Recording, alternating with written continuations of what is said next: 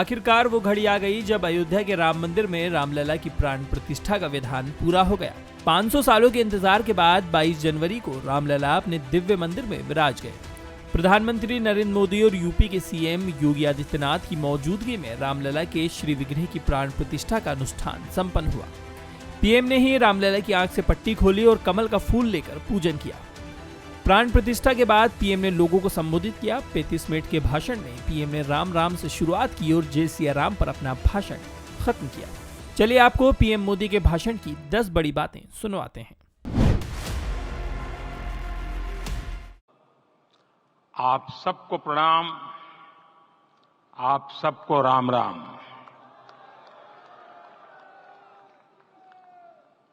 आज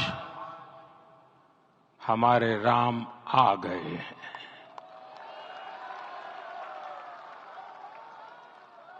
सदियों की प्रतीक्षा के बाद हमारे राम आ गए हैं।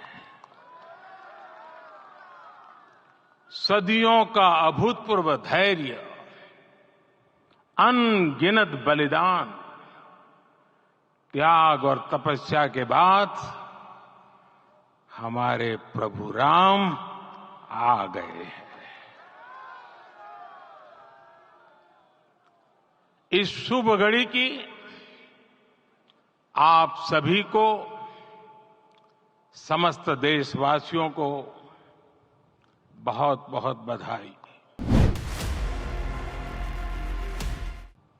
मेरा शरीर अभी भी स्पंदित है,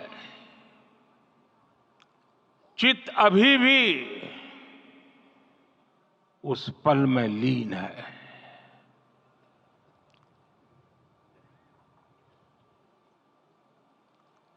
हमारे रामलला अब टेंट में नहीं रहेंगे।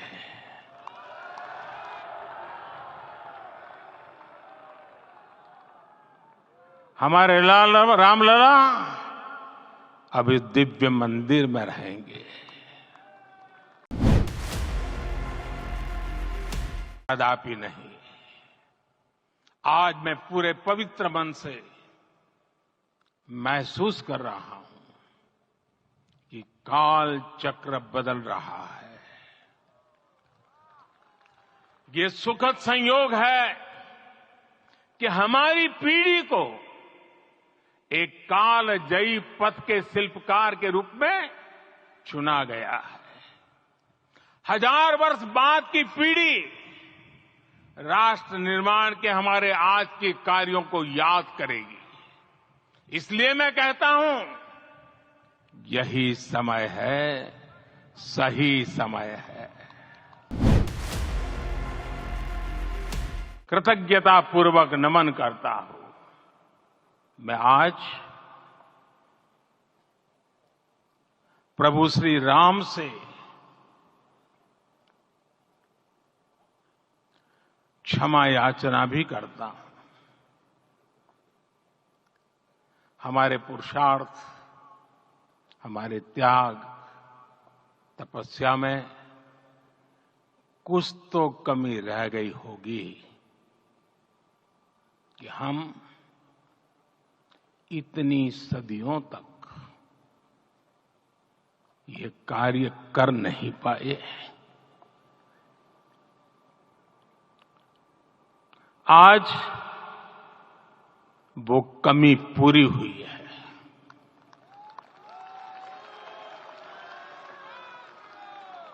मुझे विश्वास है प्रभु राम आज हमें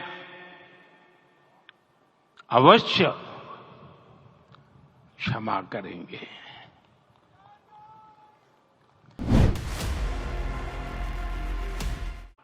ये मंदिर मात्र एक देव मंदिर नहीं है। ये भारत की दृष्टि का, भारत के दर्शन का, भारत के दिग्दर्शन का मंदिर है। ये राम के रूप में राष्ट्र चेतना का मंदिर है।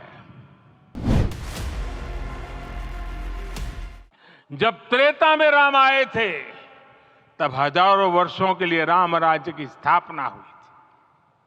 हजारों वर्षों तक राम विश्व पथ प्रदर्शन करते रहे थे। और इसलिए मेरे प्यारे देशवासियों, आज अयोध्या भूमि हम सभी से, प्रत्येक राम भक्त से, प्रत्येक भारतीय से कुछ सवाल कर रही है। श्री राम का भव्य मंदिर तो बन गया, अब आगे क्या? सदियों का इंतजार तो खत्म हो गया, अब आगे क्या? आज के इस अवसर पर जो दैवीय आत्माएं हमें आशीर्वाद देने के लिए उपस्थित हुई हैं, हमें देख रही हैं, उन्हें क्या हम ऐसे ही विदा करेंगे? नहीं, कदापि नहीं। आज मैं पूरे पवित्र मन से महसूस कर रहा हूं कि काल चक्र बदल रहा है। ये सुखद संयोग है कि हमारी पीढ़ी को एक कालजयी पथ के शिल्पकार के रूप में चुना गया है।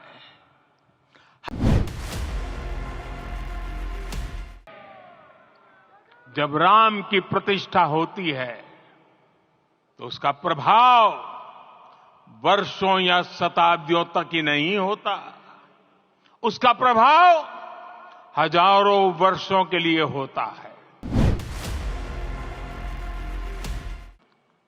मैं तो बहुत सामान्य हूं, मैं तो बहुत छोटा हूं, अगर कोई ये सोचता है तो उसे गिलहरी के योगदान को याद करना चाहिए।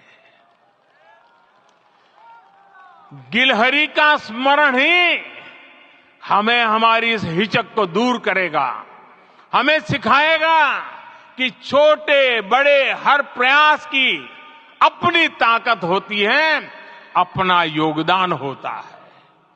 और सबके प्रयास की यही भावना समर्थ, सक्षम, भव्य, दिव्य भारत का आधार बनेगी। और यही तो देव से देश और राम से राष्ट्र की चेतना का विस्तार।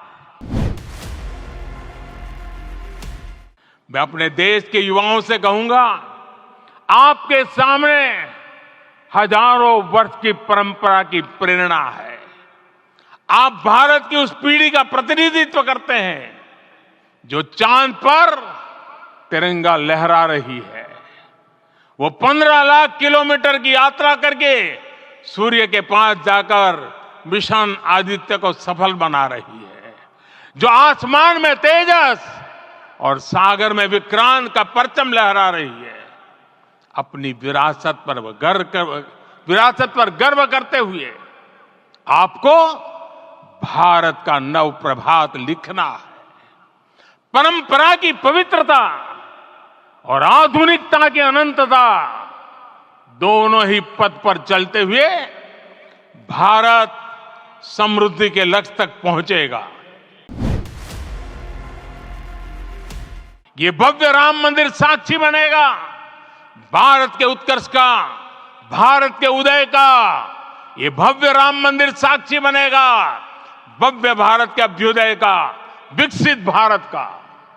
ये मंदिर सिखाता है कि अगर लक्ष्य सत्य प्रमाणित हो, अगर लक्ष्य सामूहिकता और संगठित शक्ति से जन्मा हो, तब उस लक्ष्य को प्राप्त करना असंभव नहीं है।